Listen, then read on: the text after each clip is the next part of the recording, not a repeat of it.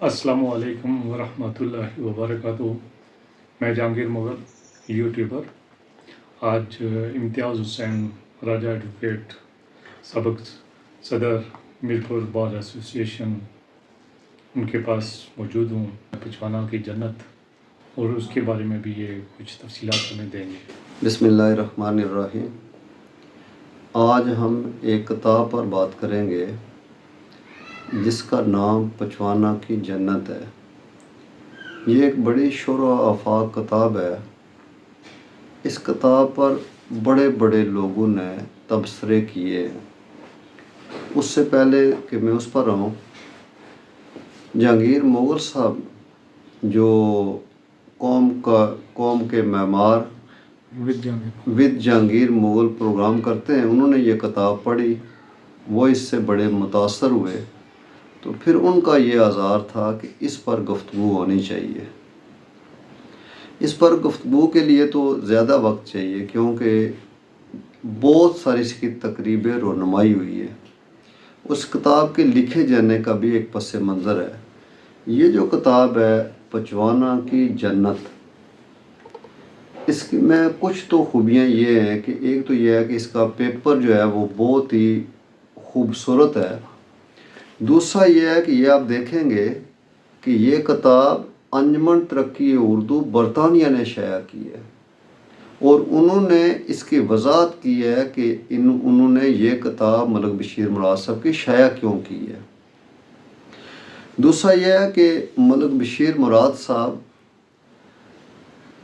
کی ایک کتاب ایم اے اردو میں پڑھائی جاتی ہے، اور ایک ان کی کتاب مزاح میں سفر نامہ جو سفری روداد ہے، وہ اتنی بڑی ہے کہ جس بندے نے بھی پڑھی ہے اس کو علم و ادب کا شاہکار کہا ہے۔ جلیل عالی صاحب جیسے بڑے جو پاکستان کے دانشور اور مصنف ہیں اور شاعر ہیں، ان کا کہنا ہے کہ یہ ملک بشیر مراد صاحب کا جو ہے نا وہ اعزاز ہی ہے، یا ان کو یہ ملکہ ہی حاصل ہے کہ وہ جو شعری انداز ہے ہم وزن الفاظ کا وہ نثر میں لے آتے ہیں۔ اس کتاب کا پس منظر یہ ہے کہ ملک بشیر مراد صاحب ہمارا جو گاؤں ہے مثالی معاشرہ پچوانا، وہاں گئے، وہاں پورا دن رہے، لوگوں سے ملے، وہ جو ماہانہ میٹنگ ہوتی ہے اس کو اٹینڈ کیا، تو وہ بڑے متاثر ہوئے کہ یہ دنیا کا عجیب گاؤں ہے اور اس کے منفرد یکتا لوگ ہیں جو قبیلے، برادریاں، خاندان، جو سیاسی جماعتیں، خیالات اور مسلک اور ذاتی اختلافات کو بالائے طاق رکھ کر ہر مہینہ خود بیٹھتے، باہم مل کر کھانا پکاتے، خود پکاتے، مل کر کھاتے اور ایک دوسرے کو معاف کر دیتے، اور مکالمے پر انہوں نے بنیاد رکھی ہے۔ تو ان کے لیے یہ بڑی عجیب بات تھی۔ ان کا کہنا ہے کہ میرے جو والد صاحب تھے ملک ظفر صاحب، وہ بڑے بیوروکریٹ تھے اور گاؤں کے، یہ نیلم ویلی کے رہنے والے، ان کا یہ کہنا ہے کہ وہ اپنے گاؤں کے ذیلدار تھے۔ ان کے ایک بھائی جو ہے نا وہ C S S P officer Malik Jamil صاحب جو کہ اسلام آباد میں ایس ایس پی ہیں، ایک بھائی ملک اعجاز صاحب جو ایڈیشنل سیکرٹری ہیں آزاد کشمیر گورنمنٹ میں۔ تو وہ کہتے ہیں کہ میں اسی خوشی میں دوڑا اپنے گاؤں میں گیا، سب لوگوں کو اکٹھا کیا اور اس طرح کے معاشرے کی بات کی۔ تو بڑی عجیب بات تھی کہ وہاں پر ایک جماعت کے لوگوں نے کہا جی کہ آپ نے ان جماعت کے لوگوں کو اگر بلایا ہے تو پھر ہمیں کیوں بلایا ہے؟ دوسری جماعت والوں نے کہا کہ اگر ان کو بلایا ہے تو کیوں بلایا ہے؟ کچھ لوگوں نے کہا کہ ہمارے اس کے ساتھ خاندانی اختلاف ہیں، ہم ان کے ساتھ نہیں بیٹھ سکتے۔ دوسرے نے کہا جی ان کے ساتھ ہمارے ذاتی اختلافات ہیں، ہم نہیں بیٹھ سکتے۔ تیسرے نے کہا جی ہمارے اس کے ساتھ جو ہے وہ شخصی اور زمینوں کے، جائیدادوں کے تنازع، ہم اس کے ساتھ نہیں بیٹھ سکتے۔ تو وہ کہتے ہیں کہ جب میں وہ فیل ہو گیا، اس وقت رات کے وقت میرے ذہن میں یہ خیال آیا کہ اگر پچوانا کے اندر لوگ اس طرح کا کام کر رہے ہیں تو وہ بہت بڑا کام ہے۔ پھر یکدم ایک خیال آیا، اور میں سمجھتا ہوں کہ یہ ان کا کہنا تھا کہ میں سمجھتا ہوں کہ یہ کتاب میں نے لکھی نہیں، پھر وہ خیال جو ہے نا اور تصور ایک آیا اور یہ کتاب مجھ سے لکھائی گئی، پھر ایک ہی نشست میں نے یہ ساری کتاب لکھ دی۔ اس کتاب کے اندر بہت ساری جو ہے نا وہ خوبیاں ہیں۔ ان خوبیوں کے اعتبار سے میں بات کرنا چاہوں گا کہ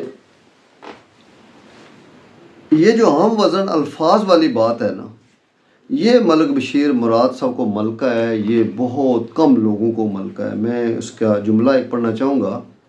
پہلا جملہ: دلکشا منگلا جھیل کے اس پار، سر سبز و شاداب وادی اندرل کے مہکتے سمنظر میں چہار، سو بازگشت کرتی اے خوشگوار، خبر فضائی حدود و قیود عبور کر کے کسی پرہیزگار، مومن کی زبانی آخر کار، ہماری گناہگار سماعتوں سے بھی آن ٹکرائی۔ اس ایک جملے کے اندر 7 عام وزن الفاظ ہیں جو ممکن نہیں ہے۔ اگلا جملہ میں پڑھتا ہوں: جنت کی طلبگاری کی سرشاری، جنت کی طلبگاری کی سرشاری فقط ہم پہ ہی طاری نہیں بلکہ جملہ موذین بشمول مومنین اس کی تیاری باقاعدہ جاری رکھے ہوئے۔ ایک چھوٹا سا جملہ ہے، اس میں 5 ہم وزن الفاظ ہیں۔ اسی طرح سے یہ کیسے ممکن ہے کہ بندہ مومن جنت کا ہمسایہ ہو اور وہ ذوق دیدار اور ہمسائیگی کے خمار میں گرفتار ہو کے اس پہ یلغار نہ کرے۔ ایک جملے کے اندر 5 ہم وزن الفاظ ہیں۔ ایک تو یہ خوبی ہے کہ پوری کتاب کے اندر نثر جو ہے وہ شعروں کے انداز میں ہے۔ یہ اردو ادب کا شاہکار، چونکہ ملک بشیر مراد صاحب عالمی اردو ادب یافتہ مصنف ہیں، اس لیے ان کو یہ ملکہ ہے۔ دوسرا جو ہے وہ یہ ہے کہ انہوں نے یہ بیسیکلی سفری روداد ہے، وہ جہاں جہاں سے گزرتے ہیں وہ وہاں کے حالات و واقعات لکھتے جاتے ہیں۔ مثلا میرپور سے پچوانا جا رہے ہیں تو درمیان میں جب وہ اندرال پہنچتے ہیں تو اندرال کی ایسی تعبیر و تشریح کرتے ہیں جو اس سے پہلے اہل اندرال کے علم میں بھی نہیں ہے۔ وہ ڈڈیال جاتے ہیں تو ڈڈیال کو وہ اندرال کا صدر مقام قرار دیتے ہیں، اور پھر وہ ڈڈیال یہ بھی، ڈڈیال چکوال والا بھی، ڈڈیال مانسیرے والا بھی، اور ڈڈیال ضلع نیلم کا ددرنیال بھی، ان ساروں کی وجہ تسمیہ جو ہے نا وہ تلاش کر لیتے ہیں کہ یہ کیا ہے۔ یہ بھی ایک نئی تحقیقی بات ہے۔ پھر ان کا کمال ایک یہ بھی ہے کہ انہوں نے جو ہے وہ جو بڑی شخصیات ہیں ڈڈیال کی، نہ صرف یہ کہ ان کو لکھا بلکہ انہوں نے کمال یہ کیا کہ ان شخصیات کے ساتھ کشمیر کی شخصیات کو انہوں نے جوڑ دیا۔ جب کشمیر کی شخصیات کو جوڑا تو پھر ایک نئی بات بالکل سامنے آئی۔ مثلا کیا انہوں نے ڈڈیال کی شخصیات پر جب لکھا تو انہوں نے بڑی شخصیات میں سے عبدالخالق انصاری، عبد المجید ملک، پروفیسر ڈاکٹر محمد عارف خان صاحب، محمود ہاشمی جیسے اعلیٰ پائے کے ادیب جن کی کتاب کشمیر اداس ہے، جس کا ذکر جو ہے وہ شاب نامہ کے ابتدا میں آتا ہے، مولانا عبداللہ سیاکھوی، ان لوگوں، حکیم حیات علی چشتی، ان لوگوں سے متعلق لکھا۔ لیکن جب کشمیر کے ساتھ جوڑا تو میں اس کا پیراگراف پڑھنا چاہوں گا: کشمیر کے زرخیز خطے نے نابغہ روزگار شخصیات پیدا کی، للہ عارفہ، حبہ خاتون، غنی کشمیری، چک بست اور میجور اسی دھرتی سے ابھرے تو پھر کیا ہوا کہ وقت کے ساتھ یہ بہاں جوتی چلی گئی۔ یہ غنی کشمیری اتنے بڑے دانشور و شاعر ہیں کہ علامہ اقبال بھی ان کے حوالے دیتے ہیں۔ یہ للہ عارفہ، حبہ خاتون، چک بست تو وہ ہیں جن کے ایک شعر سے علامہ اقبال نے اپنی ایک کتاب کا آغاز کیا، میجور۔ دراصل اہل کشمیر میں بے شمار صلاحیتیں ہیں، لیکن ایک علت بھی کہ وہ گور شناسی کے لیے بصیرت کے سمندر میں غواصی کی زحمت گوارا نہیں کرتے۔ اگر کرتے بھی ہیں تو قدر شناسی سے آ رہی ہیں۔ یہ چراغ بیگ جیسوں کو باہر سے کندھوں پر اٹھا لاتے ہیں، لیکن اندر کے کئی درے نایاب نہ قدر شناسی کی بھینٹ چڑھ جاتے ہیں۔ جو کابل جوہر کشمیر کی سرزمین سے باہر نکلا وہ شہرت کے آسمان کا ستارہ بن گیا۔ اب وہ اگلے پیراگراف میں وہ کابل شور جو کشمیر سے باہر نکلے اور شہرت کے آسمان کا ستارہ بنے، ان کا ذکر ہے۔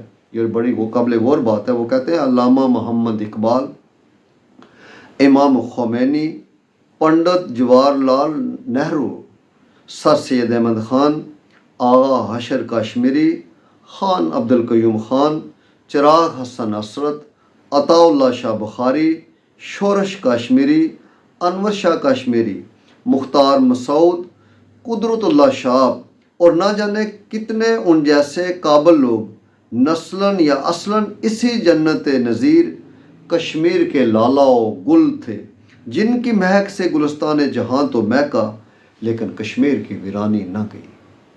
اب یہ کتنی بڑی شخصیات ہیں، ریاست کے بہت لوگوں کو علم نہیں ہے کہ یہ ریاست جموں کشمیر کی شخصیات ہیں۔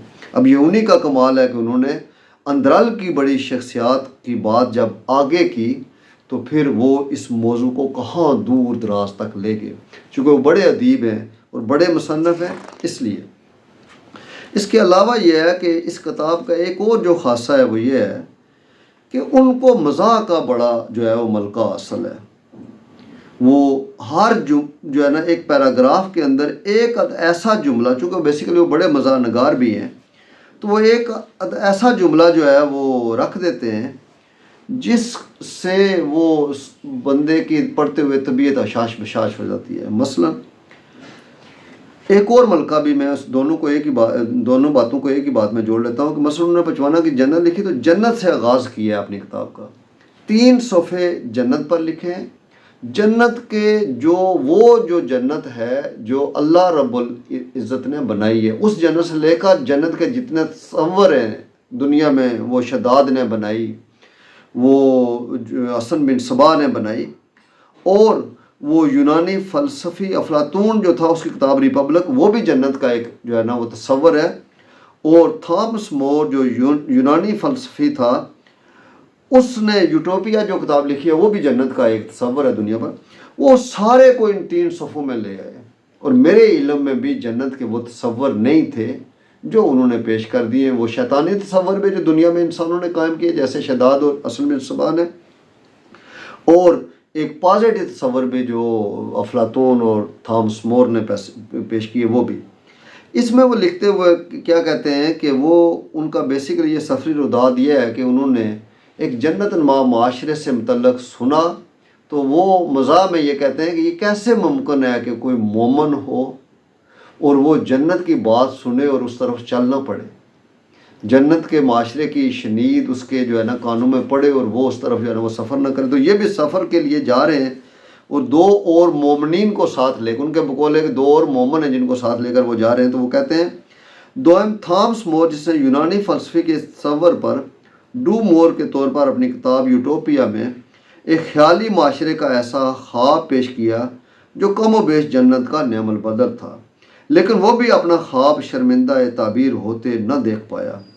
اگر آج ہر 2 زندہ ہوتے تو نہ صرف شرمندہ ہوتے بلکہ ہمارے ہم سفر بھی ہوتے، لیکن فی الوقت ہم 3 مومنین ایک مختصر ترین قافلے کی صورت جنت کی راہ میں ہیں۔ یہ بھی ہے۔ اس سے اگلی جو بات ہے وہ یہ ہے کہ ان کی جو ادب ہے اس کے اعتبار سے یہ کتاب اس قدر خوبصورت ہے کہ انسان پڑھتے ہوئے حیران رہ جاتا ہے۔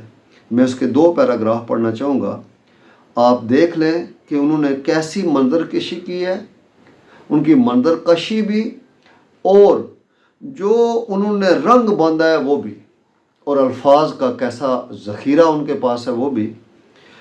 یہ جو ہمارا گاؤں پچوانا ہے، اس میں ہم جو ہر مہینے بیٹھتے ہیں، یہ ایک برگد کا درخت ہے، بوڑ کا بڑا درخت ہے، اس کے نیچے بیٹھتے ہیں، اور اس درخت کو 7 جو ہے نا رنگ، جو اس کا تنا ہے اس میں 7 رنگ لگائے گئے ہیں، ٹھیک ہے، چاروں طرف سے وہ 7 رنگوں سے مزین درخت ہے۔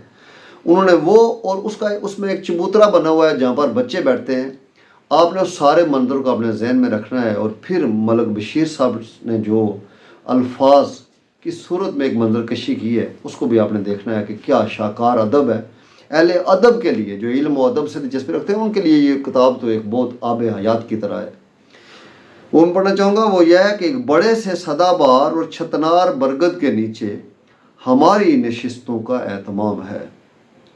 یہ درخت 7 رنگوں سے مزین ہے، رنگوں کی یہ رنگا رنگی جہاں دنک رنگ خیالات و جذبات کی وسطوں کی عکاس ہے، وہاں مختلف قبائل اور مختلف نظریات کے حامل لوگوں کے باہمی اتحاد و یگانگت کی غماز بھی ہے۔ اس برگد کی چھاؤں میں بلا تفریق رنگ و نسل ہم ایک ہیں کا نعرہ برادرانہ بلند کر کے سب دوستانہ طریقے سے بیٹھ جاتے ہیں، گویا ایک ہی صف میں بیٹھ کے محمود و ایاز۔ اگلا جو جملہ ہے وہ اردو ادب کا شاہکار ہے، وہ میں پڑھوں گا، آپ اس سے لطف اندوز ضرور ہوئیے گا۔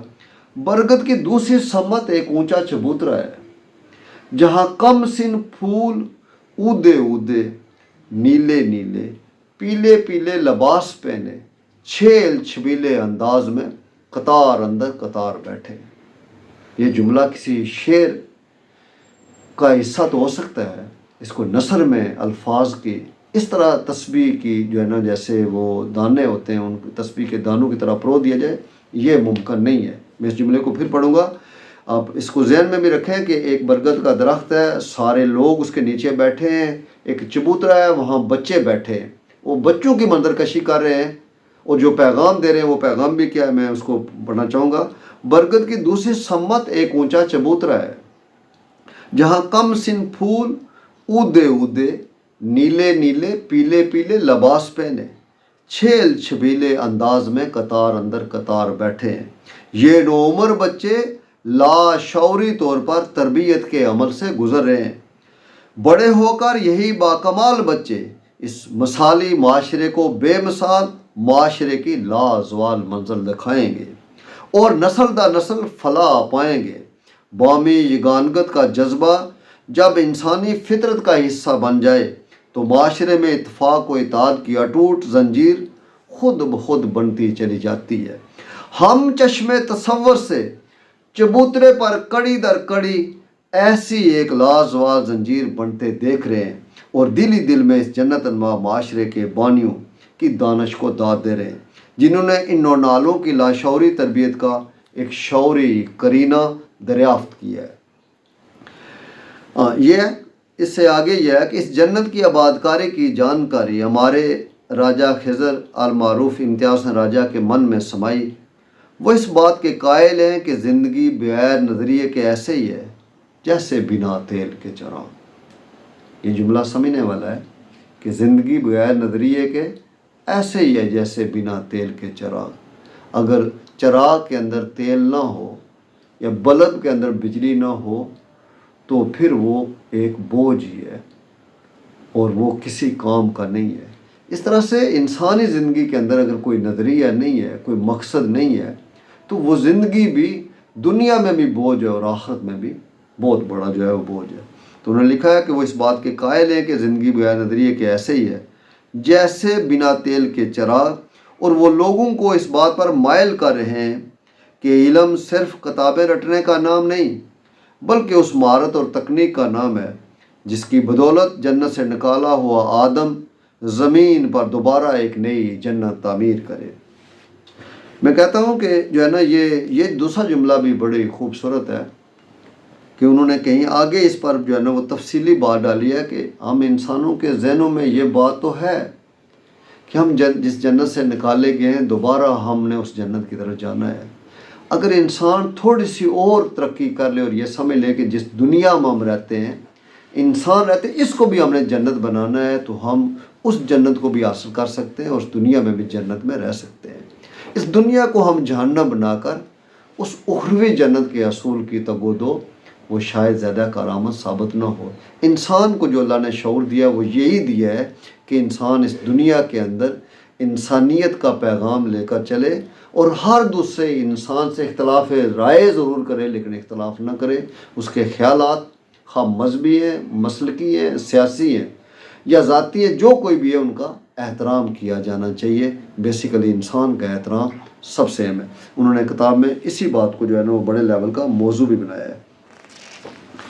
اس کے علاوہ جو ہے نا وہ انہوں نے خواتین کے اعتبار سے بھی جو گاؤں میں کام ہوتا ہے اس پر بھی انہوں نے تفصیلی لکھا ہے، اور ہمارے گاؤں میں جو معافی اور مکالمہ کی اہمیت ہے اس کو انہوں نے بڑا کھول کر بیان کیا ہے۔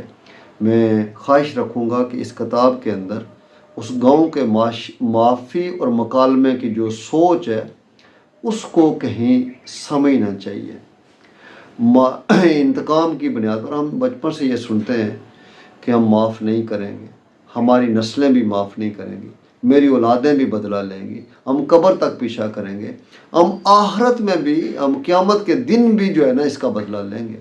یہ سارے نفرت کے جو ہے نا کلمات ہیں، یہ سارے انتقام کے کلمات ہیں، اور انتقام انسان کو چھوٹا کرتا ہے۔ جبکہ اس گاؤں کے اندر انہوں نے 55 کی جنت میں لکھا کہ اس گاؤں کے اندر میں نے دیکھا کہ ہر شخص کھڑے ہو کر کہتا ہے کہ جس کسی نے میرے ساتھ کوئی زیادتی کی، ضعف دیا، تکلیف پہنچائی، درد دیا، غم دیا، میں نے اس کو معاف کر دیا ہے۔ اور جو ہے نا تمام لوگ فرداً یہ معاف کرتے ہیں، اور پھر تمام لوگ کھڑے ہو کر کہتے ہیں کہ اگر ہم سے قصور ہوا ہے، غلطی ہوئی ہے، آپ کو کوئی تکلیف و زخم پہنچا ہے تو ہم معافی مانگتے ہیں۔ انہوں نے اس کو بڑے جو ہے نا وہ ڈیٹیل سے بیان کیا ہے۔ اس کو بھی ڈیٹیل سے بیان کیا کہ مکالمہ کیا ہے۔ انہوں نے مکالمے کا وہ جو سقراط کا ہے اس کو بھی، اور سقراط کی بیوی والا ایک بڑا مزاحیہ انداز سے انہوں نے بیان کیا، وہ بھی بڑا جو ہے نا وہ پڑھنے والا ہے۔ اور جو یہ کیا نام ہے، جان لاک ہے جس نے یورپ میں مکالمے کی بنیاد رکھی، اس کو بھی انہوں نے بیان کیا ہے۔ تو یہ کتاب بڑی ساری دلچسپیوں کی باعث ہے۔ اس کا اختتام جس بات پر ہے وہ میں آپ کے سامنے کر دیتا ہوں اور بات ختم کر دیتا ہوں۔ انہوں نے کہا، صاحبو، خدائی جنت تو کہیں آسمانوں پر ہے، جس کے وصال کے لیے دنیا سے انتقال کرنا پڑتا ہے، تاہم 55 کی جنت ارضی میں آپ زندہ حالت میں بھی جا سکتے ہیں، جس کا راستہ ہم نے آپ کو مفت میں بتا دیا ہے۔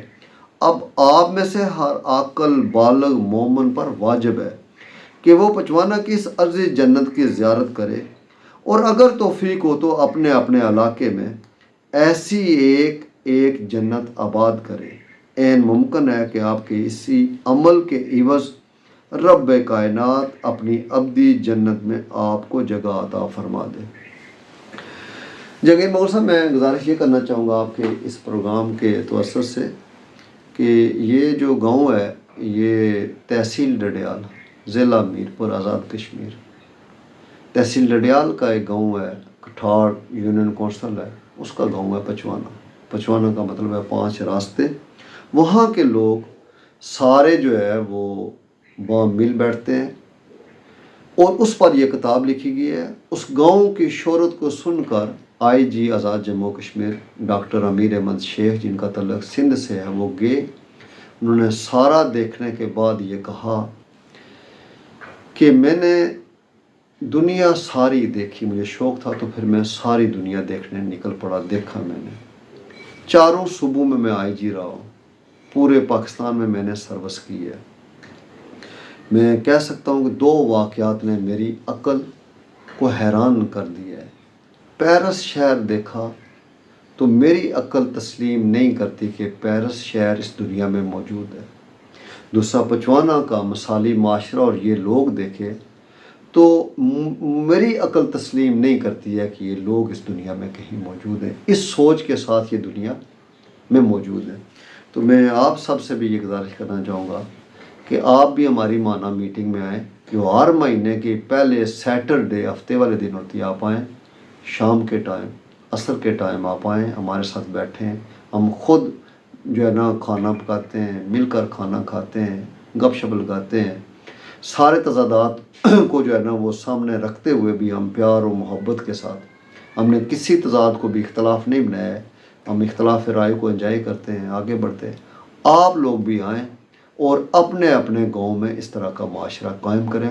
اسی میں انسانیت کی بقا ہے، اسی سے ہم آگے بڑھ سکتے ہیں۔ آپ سب کا بہت بہت شکریہ۔